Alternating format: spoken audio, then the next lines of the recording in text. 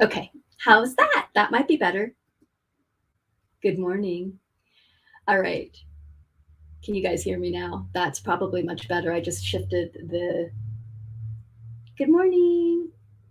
Yeah, off of one into another. You're not late. You are perfect.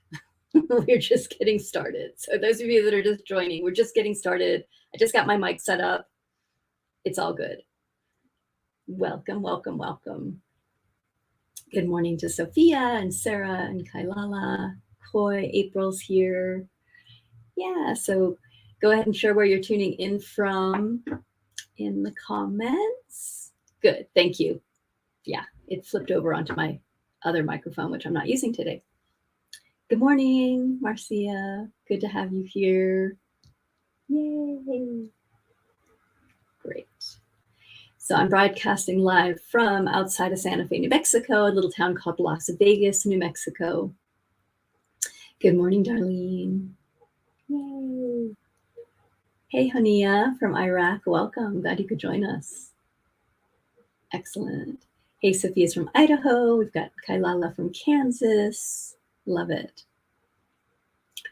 So this land that I'm on, I have, some of you have been following me. So some of you are new. Hey, if you're new, some of you have been following me for a while. I steward 180 acres of land just outside of Las Vegas, New Mexico. So it's about a half hour from where I am right now, off grid. So I will probably never be broadcasting from there because there's no electricity or internet. But I can broadcast from town. And this is the traditional land of the Kiowa and the Comanche used to come through this land. There's a lot of pueblos around. The Jemez Pueblo is one of the closest pueblos to us. And just want to honor the people that walked this land before I was here. And that I deeply honor of the caretakers of this land and learning to be a good steward myself. So these broadcasts are to celebrate the 7th year birthday of Warrior Goddess Training the book. And starting next week, starting September 7th, I'm going to start reading the book, starting with lesson number 1, Commit to You.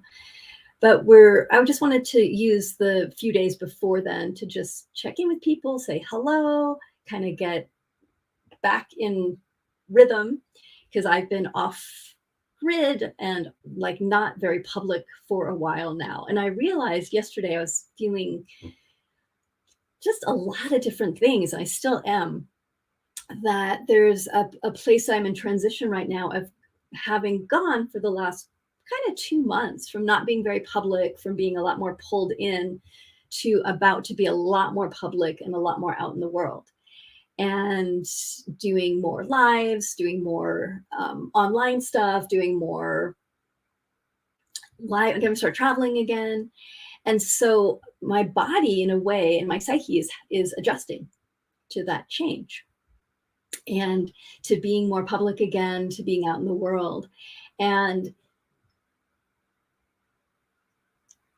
I think we often forget that transitions take time, like readjusting to something new.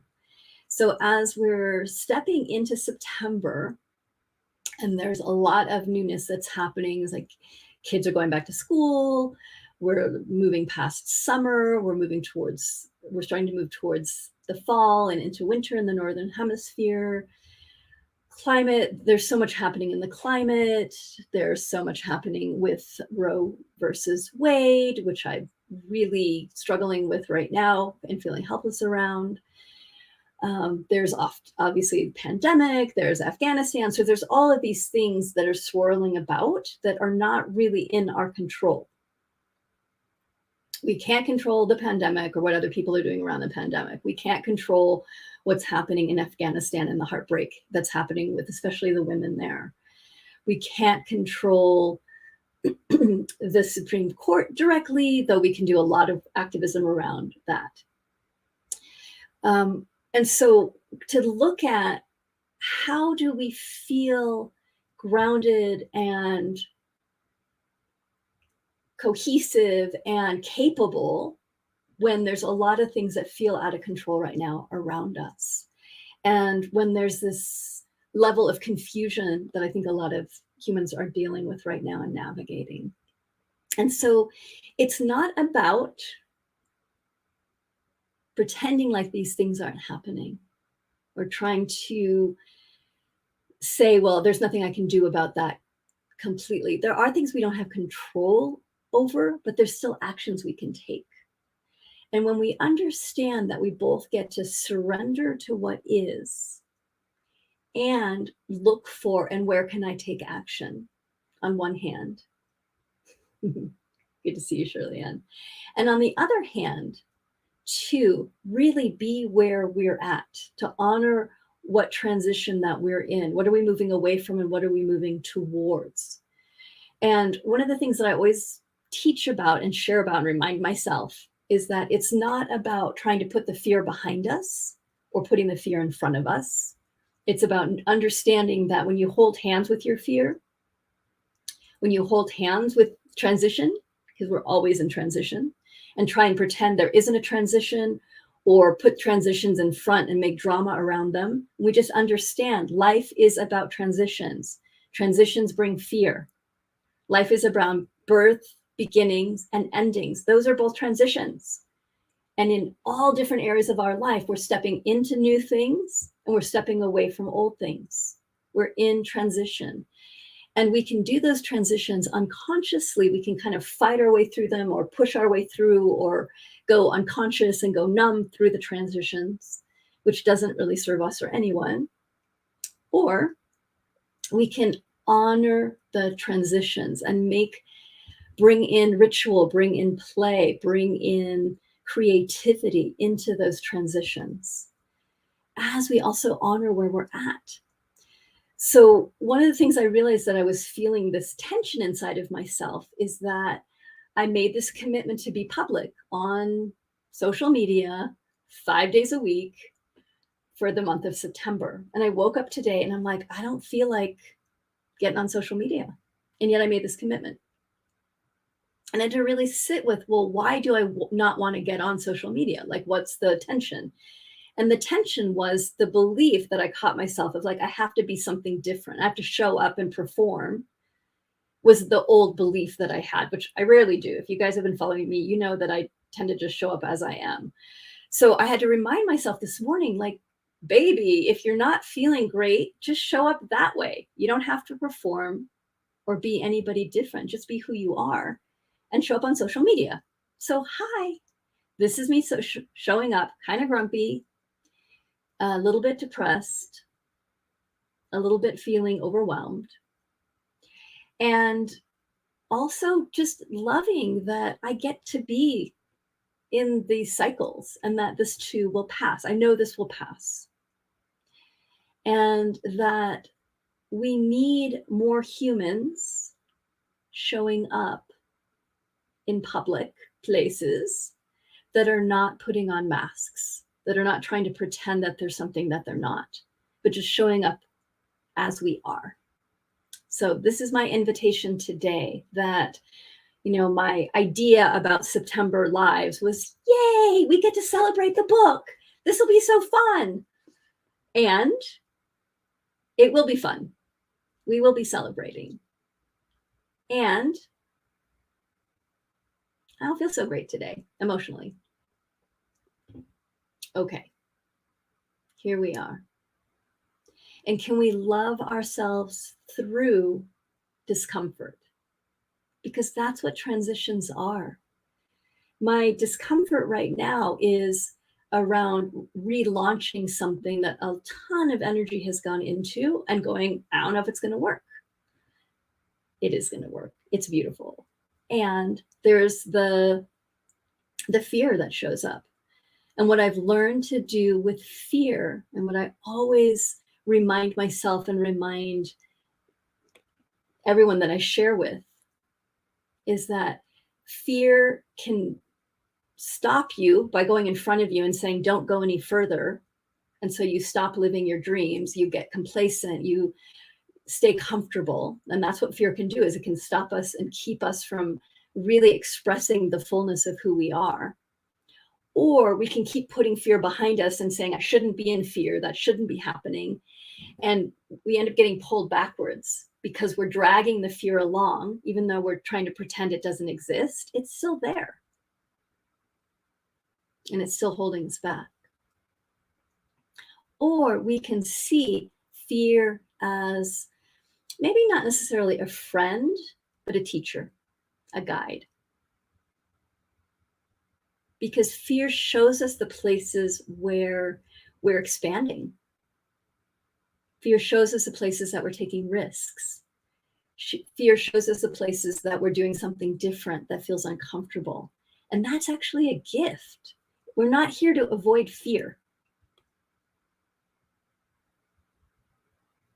If we're growing and changing, there's going to be fear. There's going to be discomfort. It's part of the package. You can't get away from it, really.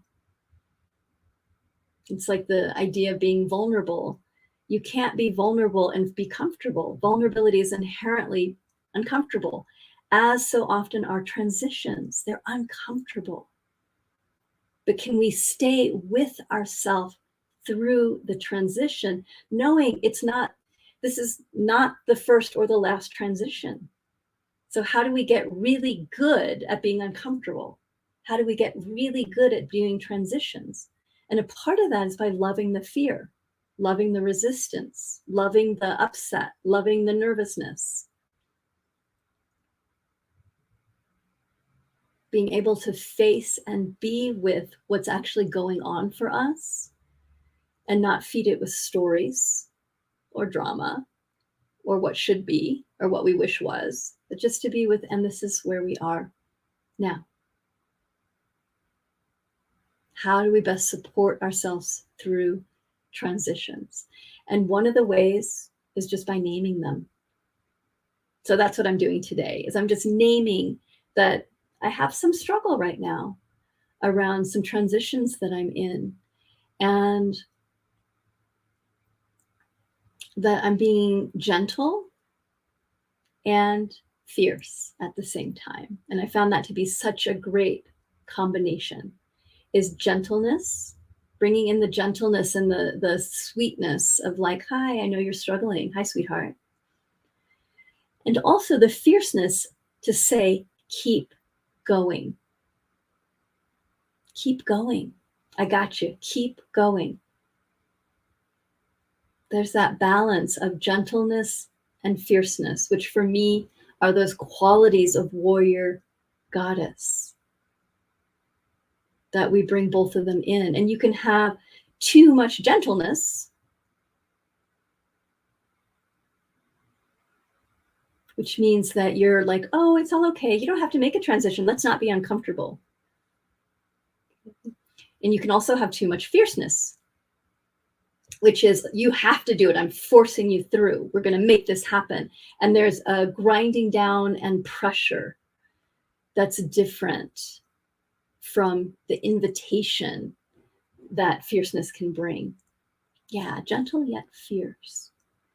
So for me, fierceness is such a great word that's misused sometimes, or like, what's the right word, that we use against ourselves. But fierceness in relationship to oneself is beautiful, because what you're doing is you're saying, you've got this. Let's do this, sweetheart. I'm here with you, to yourself and to others. And you're speaking truth to yourself. And you're continuing to move forward, to continue in persistence, in love, looking at where are you going. That makes a discomfort not worth it. Maybe it's not the right word, but in context. When we engage our heart instead of our mind, the mind wants to use fierceness and gentleness as a way to stay safe. Okay, it's kind of our mind's job, is to, how do I keep myself safe? How do I keep myself out of discomfort? How do I make sure that I don't, that part of the mind that wants us to be safe doesn't want to be challenged in any way, doesn't want anybody else to challenge us, wants to understand and be in control of everything.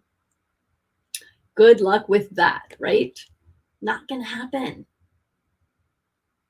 The heart in relationship with the mind, when the heart is leading, the heart is yes, opening to possibilities, opening to intuition, opening to creativity, opening to the unknown. The heart's willing to be uncomfortable. And when it's our heart that is fierce, our heart says, I'm going through the discomfort to the other side because I want more love and more openness and more presence and more joy and more intuition and more yes in my life. And when the mind learns to rest into the heart, even when the mind is uncomfortable, it trusts. It trusts the process. And that's definitely how I feel today. I trust the process. I don't like it very much, but I trust the process. And that part of the process is letting go of what it's going to look like, letting go of what it's been in the past, to be present in the mystery of what is right now, right here, right now. So my invitation to all of us is, if you're struggling in any way, if you're feeling overwhelmed, if you don't know where to go next, what your next step is, if there's fear, if there's discomfort, just say hello to those parts of yourself and reconnect with the wisdom of your heart, the wisdom of this moment. The heart rests into this moment. The mind rests into the heart rests into this moment. The heart rests into trusting the capacity we have to navigate change. The mind, when it's trying to control everything, often doesn't trust our capacity to navigate change, because it's like, I don't know what change is coming, so how can I navigate it? The heart's like, I don't know what change is coming, and I'll navigate it. You feel the difference? We keep settling back into this moment, this time, letting go of what happened before, letting go of what might happen in the future, to be here now. So let's read a little bit out of Warrior Goddess Training. So again, starting next week, September 7th, I'm going to start reading Commit to You, but we're kind of warming up today and tomorrow.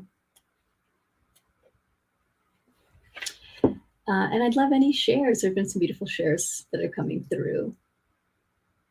Oh, good. Thanks, Lauren. What a gift your vulnerability sharing is. You are answering all the questions that I faced this morning. Oh, good. I'm glad. Yay. Yeah. And I guess fear and anger and grief help alert us to changes and help us choose how to navigate. Exactly, Darlene. They do. They help us to be in presence. You know, it's like sometimes people are like, why do our bodies have to hurt? Why do I have to have pain in my body? The pain is there. Physical pain is there to remind you to take care of some part of you that needs extra attention. Okay, so if you break your arm, if we didn't have that pain alert, if you broke your arm, you would continue to just use it and it would get worse and worse and worse. The pain lets you know, hey, something's up, pay attention. And I think that our fear, our anger, our grief are all the same thing. Hey, something's up, pay attention.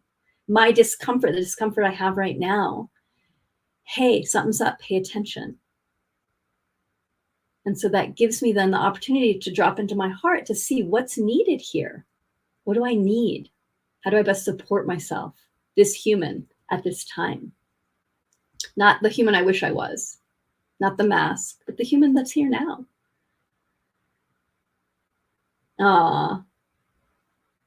Yeah, this is something, so it's a great share. Sometimes I feel guilty when I'm happy when there's so much suffering in the world. This is something that I have navigated for sure. Your happiness does not add to the suffering or take away from the suffering. Your happiness is your happiness. You get to be happy. And in fact, your happiness connects you to your intuition, your inspiration, your own inner guidance, your knowing, your capacity to take good action. And so your happiness will help both give other people possibility of shifting and also help you know where right action is in relationship to yourself and in relationship to your community. And here's something else, loves. You can be happy and be grieving. You can be happy and be honoring other people's suffering without suffering alongside and dropping your own happiness. You can be happy and be around other people that are in grief or even have your own grief. They're not exclusive. And there's this interesting belief that we have in our society or in our what we call the dream of the planet. What I love calling the dream of the planet is that if I'm happy, then I'm not helping, that I'm being selfish, that I'm not honoring the suffering that's happening. You can be happy and know that there's suffering. And I think that's places where we get ourselves in trouble is we're like, well, I can either be happy or I can be suffering. And there isn't the capacity, or we're learning the capacity, I should say, to open wider to our own happiness, to other people's happiness, and to our own suffering and other people's suffering, and that we can hold all of it simultaneously. It doesn't have to be either or. It doesn't have to be one or the other. Yeah, exactly, Sophia. We often spend so much time caring for others, we forget to self-care. We need to take time to listen to the self. Exactly. Exactly. So I'm going to read a little bit out of the book and let's just see.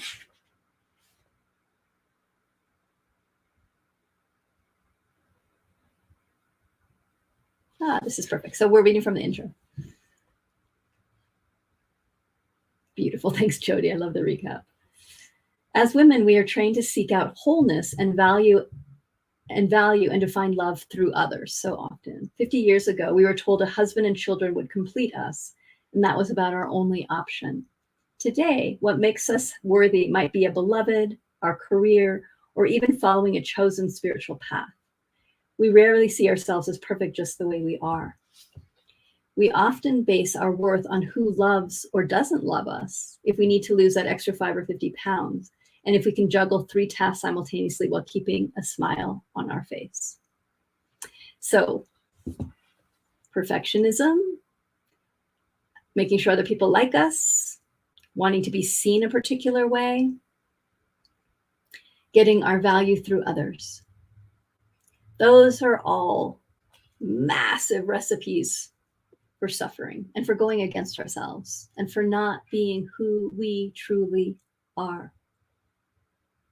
And that journey of being who we truly are, let's talk about this for a second, because it's not, like, oh, I'll find who I am and then I'm done. It's an unveiling, because the truth is we're changing, we're mysterious, we're unknown. If you think you know yourself, then you don't really know yourself. Because that self that we're getting to know is mystery. It's creativity in action. It's love unfolding. It's a journey, not a destination. And so this idea of getting to know myself is not something that I'm going to achieve one day. Just like getting to know the mystery, I'm not going to know the mystery one day. I'm not going to know the answers to all things. But I'm willing to live in the question. I'm willing to be in the process of becoming, of discovering, unveiling, of opening. And that is ongoing.